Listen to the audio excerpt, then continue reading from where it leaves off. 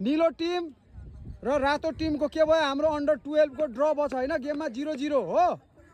अब सुने 5-5 वटा पेनाल्टी हान्यो तिमीहरूले यो रातो टिम र नीलो टिमले। जुन टिमले बढी गोल हान्यो त्यो टिमको खेलाडीले आज डाइट स्वरूप एउटा एउटा रियल पाउँछ है, हार्ने टिमलाई पाउँदैन। ओके हान्ने कि रोक्ने बल है यसमा छ हान्ने कि रोक्ने। पहिला किक तिमीहरू सेभ है।